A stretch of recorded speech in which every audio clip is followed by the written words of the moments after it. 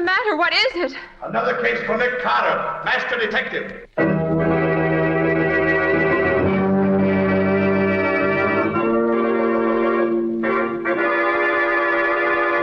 Yes, it's another case for that most famous of all manhunters, the detective whose ability at solving crime is unequaled in the history of detective fiction, Nick Carter, master detective.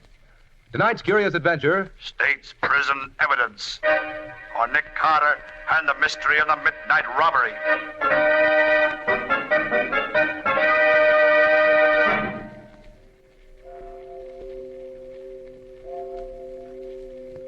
Pardon me, could you let me have a line? Certainly. There you are. Swell night, isn't it? Yes, indeed. It's a pleasure to walk on a night like this. Yeah. Well, thanks. Not at all. Good night. Good night. Yes, even in a big city like this, the stars are just as... Help! What? Help!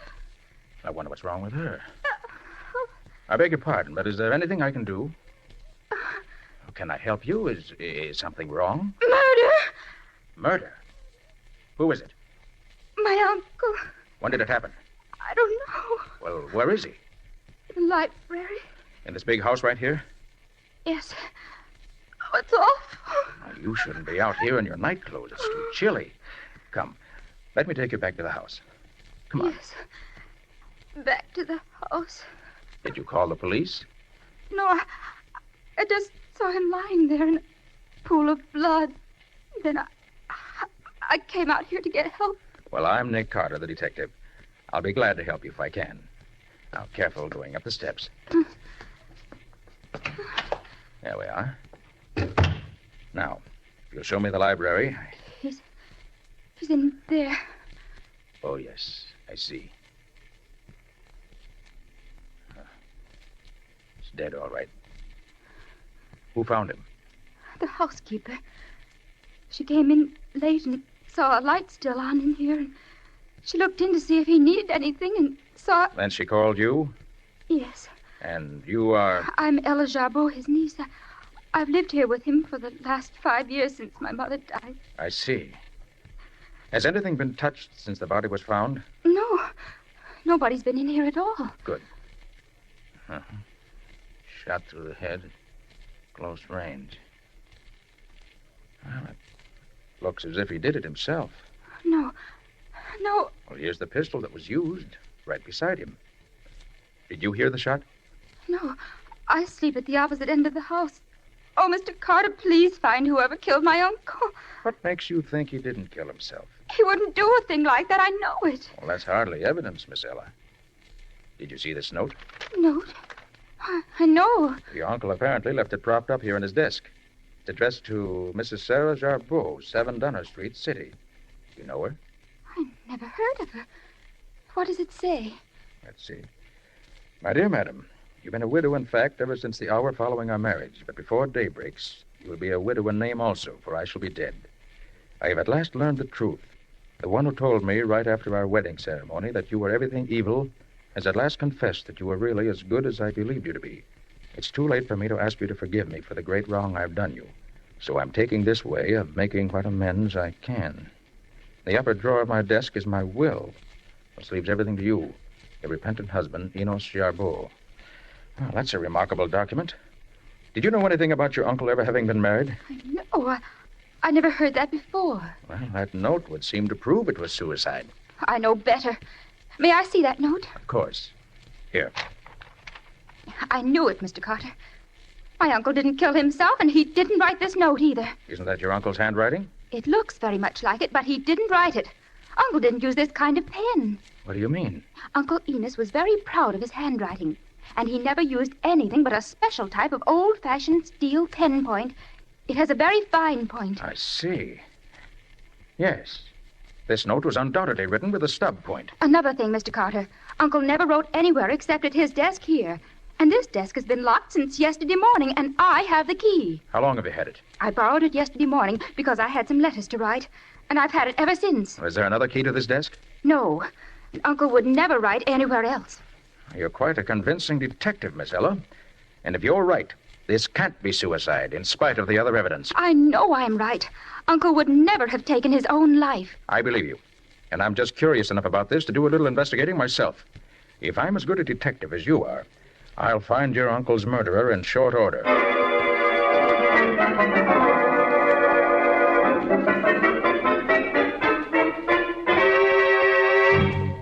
You think this Mrs. Sarah Blake is the woman you want, Nick? I'm not sure, Patsy.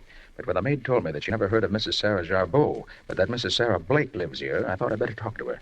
She might be Mrs. Jarbeau using her maiden name. Here she comes now.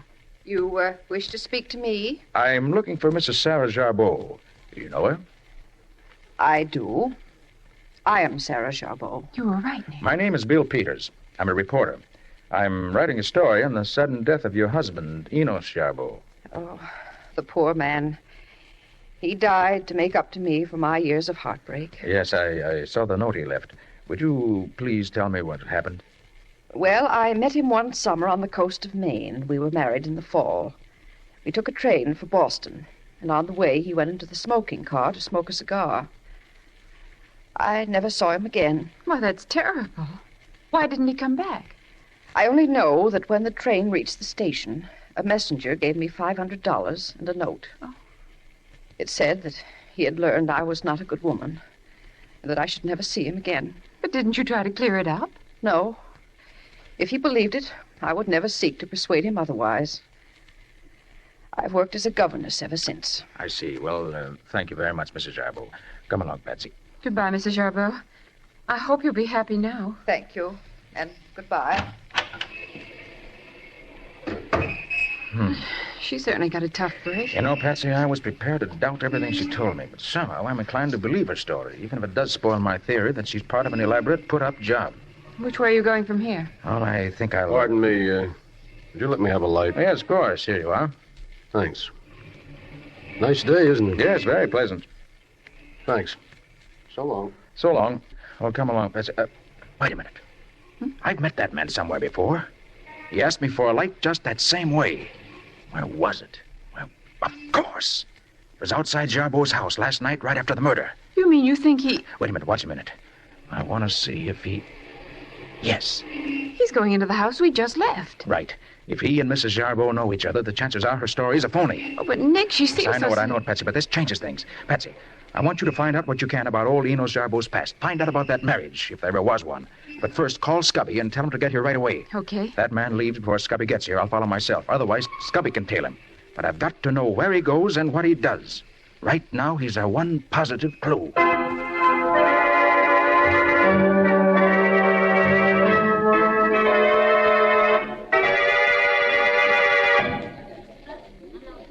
Is it all right to talk in here, Nick? The lobby of a big hotel is probably the safest place in the world to talk in, Scubby. Well, what'd you find out? Well, I followed him over to a saloon over on 3rd Avenue. Yeah? There was a fellow waiting there for him.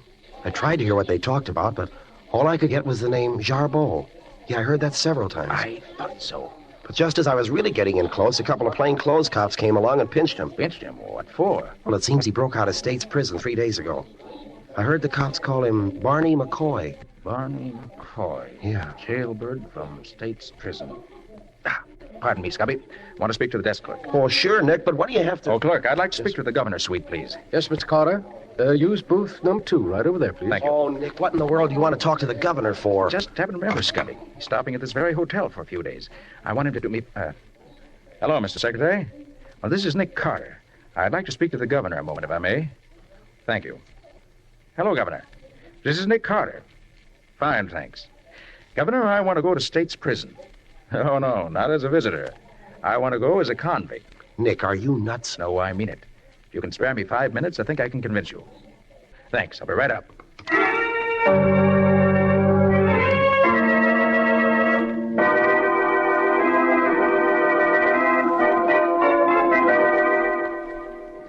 Ella, I asked you to meet me here at my office because I'm going to be out of town for a few days, and I want to have everything straight before I leave. Has anything further happened? Nothing, Mr. Carter, except that Mrs. Jarbeau has installed herself in the house as its mistress.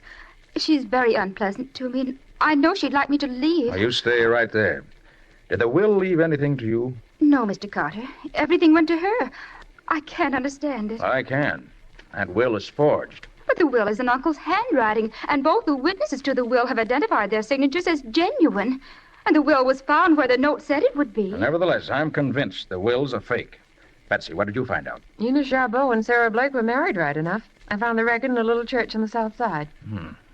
Sarah really is his wife. Forged will doesn't make sense. And neither does a suicide note, which Jarbeau didn't write. Maybe he did kill himself after all, Mr. Carter. Maybe he just forgot about me. No, I don't believe it, Ella. I don't either. And Ella, I'm going to prove I'm right, even if I have to go to jail to do it.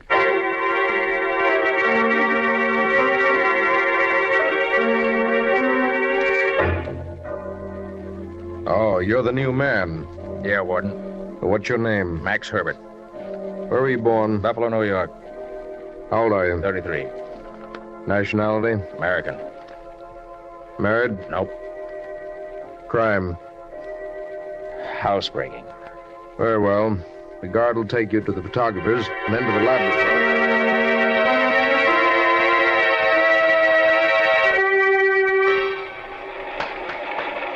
Well, fella, you've been here 3 days. How do you like working in this shoe shop? I don't like it. Not cut out for it. What are you in for? Second story job. What'd I get you for? Cracking a safe. There's 4 of us. 2 of them got away. Me and McCoy was nailed cold. McCoy? Hey, you wouldn't mean Barney McCoy, would you? Yeah. Yeah, you know him? Sure, know him well. Great guy. Yeah, sure is.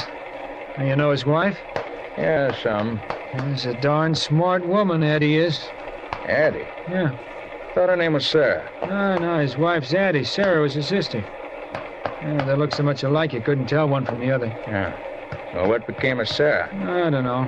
She married some rich guy for his money, but he left her flat. I don't know what happened after that. Addie's still in town waiting for Mac to get out. Yeah, he did break out a few days ago. We just caught him and brought him back here. Yeah. They got him on the rock pile for trying to escape. Hey, cut out that talking, you guys. Get back to work. Okay. So Barney McCoy's on the rock pile now. I rather think I'd like to be transferred to the rock pile myself.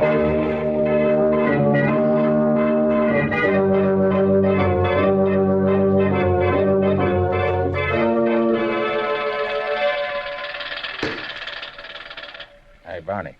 Yeah. Look, you've known me now for almost 2 weeks. Yeah. So what? You know I wouldn't give you a bum steer, don't you? What are you leading up to, Max? I'm working on a way to get out of here. Before I come up here, I heard you on the level. I'd like to let you in on it. Where did you ever hear of me outside this place? In a big town. A girl named Sarah told me about you. What? You married her sister, Addie. You know Sarah? Sure. About 5-6 years ago. Haven't seen her since, though. Sarah's in Europe now. Yeah. When are you planning on getting out of here? As soon as I get the necessary people lined up. If I had some dough, we could get out of here tomorrow. How much do you need? About 200 to start with. Okay. I'll have it for you tomorrow. Okay, Max. You get that stuff and we'll be out of here in 2 days.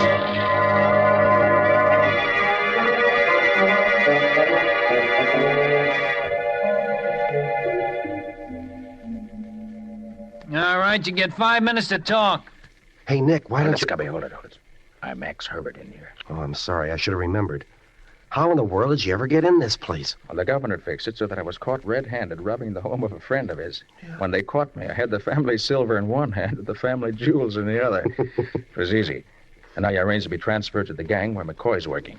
Well, have you found anything? Yes, but it's all circumstantial. But Barney McCoy and I are breaking out of here day after tomorrow. And I'm hoping to get some proof then. Are you sure you're getting out of here? Yes. One of the keepers is working with us. Oh. I think this same keeper fixed McCoy's getaway last time. And I also think, from what I've heard, that he may have helped in Jarbeau's murder. Yeah? I've learned positively that he was absent from the prison on leave that day. But isn't there danger if you're getting hurt if you try to break out of here? Of course there is. I have to take that chance. I've got to stick to McCoy. Don't worry, Scubby. I'll be all right. I hope.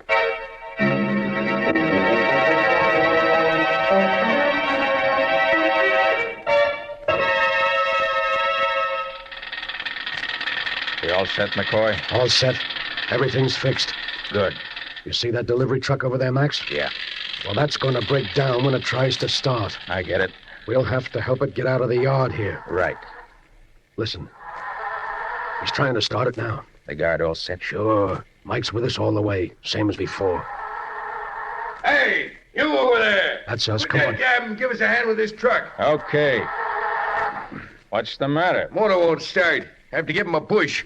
You two get a hold here and give him a start. Okay, Mike. Rest of you guys get back to work. All right, get your shoulder behind it, Max. Okay. Let's go. All right.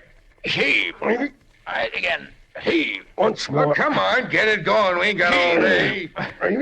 Heave. As soon as the motor starts, jump on the truck. Right, I got you. Okay, again. There. Come on, Max. I'm in. Get down so they can't see you. Look, bridge over the railroad tracks is just ahead. When we get over the tracks, be ready to jump. Be right with you.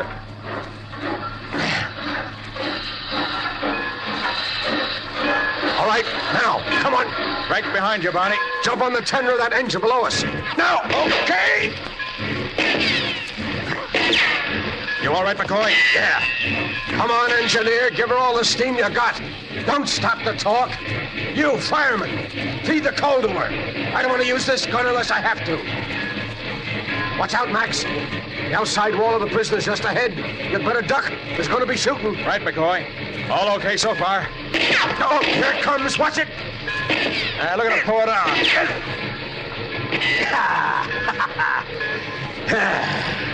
Well, we're out of jail now. And for good.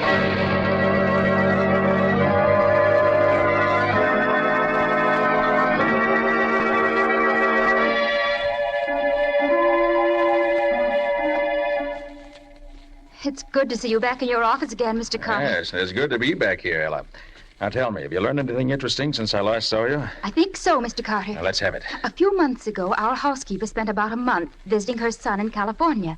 Before she went, she put an ad in the paper for a temporary housekeeper. Several women answered the ad, and Mrs. Martin was given the job. She had light brown hair and wore dark glasses. I disliked her on sight, and I'm sure she disliked me. When our housekeeper returned, this Mrs. Martin left, and I never saw her again until the day my uncle was buried. What do you mean, Ella? On that day, she presented herself as my uncle's widow. Your uncle's widow? Yes, Mr. Carter. When she first came to live in the house after the funeral, I thought there was something very familiar about her. But not until a few days ago did I suddenly realize that Mrs. Jarbeau was Mrs. Martin, with black hair instead of brown and without her dark glasses. Ella, could you swear to that? No, but some of her little mannerisms, certain tricks of speech, a funny way of walking, all make me positive. That explains the mystery of how the fake will was forged. While Mrs. Martin was substituting for the housekeeper, she could have found out about the will, taken it out, had a new one forged, and then returned it. The night your uncle was murdered, the forged will was substituted for the original one in the desk drawer by using a duplicate key that had been prepared in advance. And it might interest you, Nick, to know that when Ella told me this the other day, I checked at the house where we first met Mrs. Jarbeau. The woman there told me that Mrs. Jarbeau was away on a visit during the month that Mrs. Martin took the place of Ella's housekeeper. Good work. That settles it, Betsy. Just a minute, Mr. Carter. There's another thing you better know. Something else? Yes, Mr. Carter. Last evening, a strange man came to the house. He and Mrs. Jarbeau were apparently old friends because she called him Mac. Barney McCoy. She took him up to her room where I heard them talking for a long time. I tried to hear what they were saying but couldn't get close enough. But I did hear him say it was time to get that girl out of the way for good. And then Mrs. Jarbeau said that now that Mac was back, it was time to wind up the job. Well, Ella, if everything goes as I hope it will, we'll be the ones to wind up the job, not Mrs. Jarbeau. Anything else you want me to do? Yes. Meet me in the rear of your home tomorrow night at 11 o'clock. We'll make our final arrangements then. In the meantime, sit tight and keep your ears and eyes open.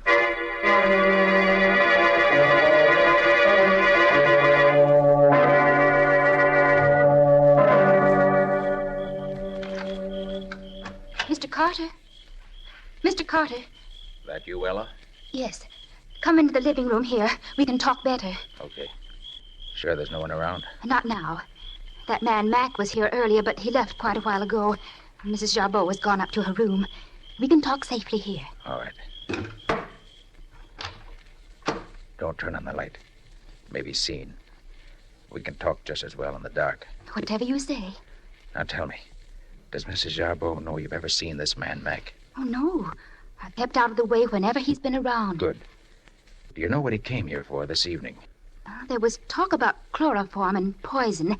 And then she told him the lawyer for the estate was here this afternoon and said that she would be in full legal possession of the estate in another few days. I see. And then he said that if that was the case, it was the time to act before it was too late. Well, it's time for us to act, too. I think we better... Quiet. Somebody's unlocking the door through which we came. Maybe they won't come in here.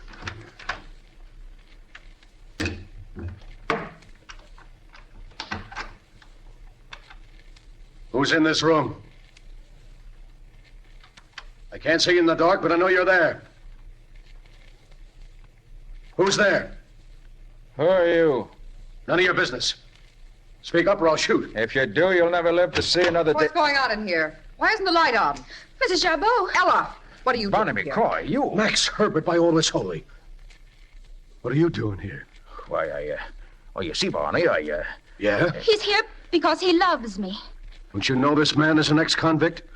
You ought to be serving a sentence in state's prison right now. Yes, I know that. Well, that's why we had to meet like this, Barney. Is this true, Ella? Yes, Mrs. Jabot, it is. Look here, you. You interviewed me a couple of weeks ago, said you were writing a story for your paper. You said then your name was Peters. Now you say it's Herbert. Well, my real name is Herbert Peters, ma'am. You see, And you? What are you doing here? I'm a night watchman on duty in this neighborhood. I saw this man come in here and followed him. Recognized him as a suspicious character. You're both lying. Get out of here, both of you, immediately. And as for you, Ella, get upstairs at once. I'll deal with you later. Yeah, that's all the thanks I get for trying to protect your place against thieves. I will get out. Come on, you. Go ahead, Barney. I'm coming. Good night, Ella, dear. And see that you never come back. Either of you.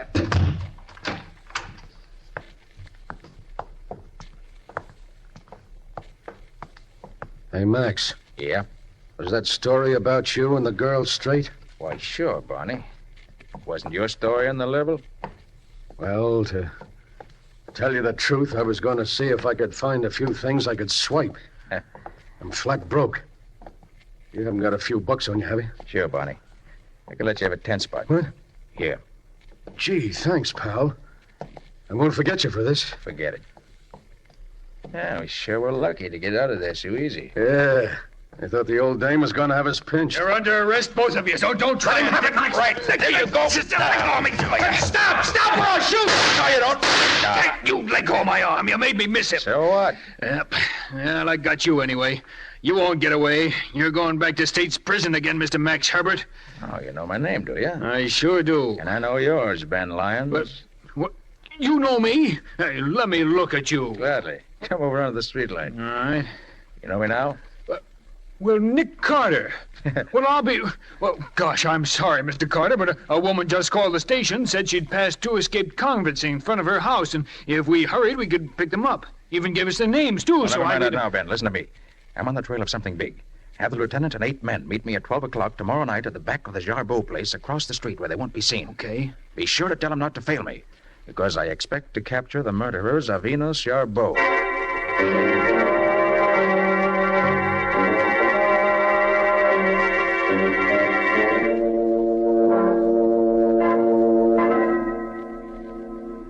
Are all the men posted as we agreed, Scubby? Yes, Nick. Outside and inside the house. Good. They have orders to let anybody come up here, but to let nobody go downstairs again. Then we're ready for the finale in this case. What's that you've got there, Nick? It's a new type of microphone, Patsy. Oh. I've attached it to the wall between this room and Mrs. Jarbeau's room. Mm-hmm. Through the vibration of the wall, it'll pick up whatever is said in her room. Then whatever is picked up is amplified so that it's loud enough for us to hear it. The amplifier also has a recording device which makes a permanent record of the conversation on a wire tape. Gosh, what will they think of next? Quiet now. Let's listen. I'll turn it on. But I tell you, Barney, we can't lose. In a few more days, the whole Jarbeau estate will be mine, legally. I know, Addie, but can you handle that girl for a few days more? That's well, if McCoy. I can't, we'll give her what we gave the old man. Do we have to? If she's dead, we know she ain't gonna bother us. Yeah. So we bet... Hey, what the devil's that? Quiet. How do I know? The housekeeper's answering us. Hey, somebody's coming up here. Did you tell anybody you were sleeping? Anybody here? Mike! What are you doing here? Well, that's a fine question to ask me. I'm here because you sent for me. Who sent for you? You did, McCoy. You're crazy. I did nothing of the kind. I got your note this morning. Here it is. What? Come to Jarbeau House tonight, but not before 12. Everything okay. Very important. And it's signed Barney. Listen, I never wrote that note. Well, if you didn't, it means trouble for us. Somebody else knows about this business besides us three. You mean we're caught? We ain't caught yet, but we will be if we don't watch our step. Even now. I was afraid of this. I knew I should have kept out of it. Ah, shut up, you rat. You're not in jail yet. But I'm going to be. I can feel it coming. Don't shut up, Mike. I'll brain you. You did it, McCoy. You fired the shot that killed the old man. I just... Shut up, you stupid Come on, kids. It's enough of that. Let's go. Right with you, Nick. Tom, you gotta get out. I'll take it easy, Sarah. Wait a minute, will you? I can't wait any longer. Get your hands up, both of you. And no funny business. Max, what are you... No, McCoy, not Max. Nick Carter. Nick Carter? You ain't got nothing on us. Oh, Nick's got enough on you three to send you to the chair. Yes, McCoy, we know the whole plot from beginning to end. Tell him what we found out, Nick. What do you mean? It means I know that Sarah married Jarbeau, and that shortly afterwards she died. You, Eddie, her sister, married McCoy. When Sarah died, you found her marriage certificate and decided to use your resemblance to her to get the old man's money. McCoy was in prison then, but you arranged with the guard Mike here to help McCoy escape when the time was ripe. Then to pay Mike for his trouble, you cut him in the deal. Then you, Eddie, got that temporary job here as a housekeeper, which was an unexpected break. While you were here, you had the fake will made. Then when all was ready, McCoy escaped as planned. Mike came with him, and between the three of you, you chloroformed old Jarbeau, and then shot him in such a way that it looked like suicide. How do you know it wasn't suicide? The suicide note you left for the old man. Whoever Eddie got to forge that will for her did such an expert job that the witnesses recognized their own forged signatures as genuine. But whoever wrote that suicide note was so clumsy that he wrote it with a blunt-pointed fountain pen instead of the sharp-pointed steel pen that was the only pen Jarbeau ever used. That ain't proof. That's guessing. We've got plenty of proof, McCoy. And if that isn't enough, to top it all off, the conversation in this room between you three crooks has been recorded in full for the past 20 minutes. And if that isn't practically a confession and good legal evidence in any court, my name isn't Nick Carter.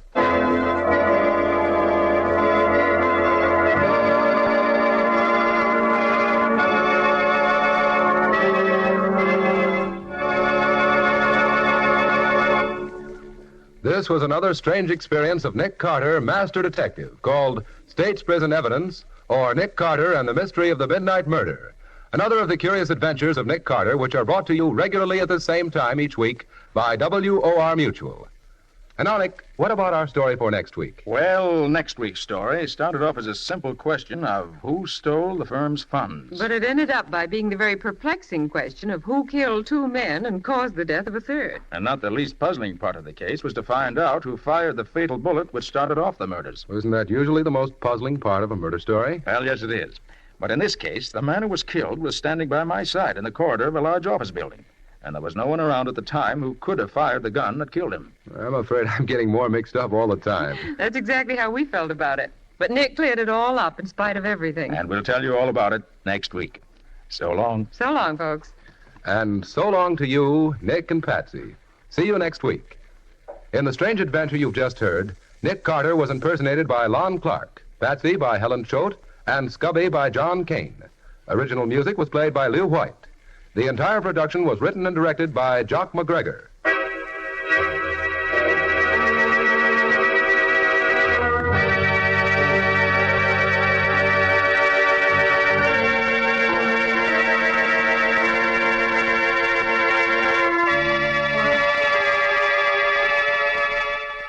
Next week at the same time, another curious experience of Nick Carter entitled An Angle on Murder, or Nick Carter and the Mystery of the Mutilated Bullet.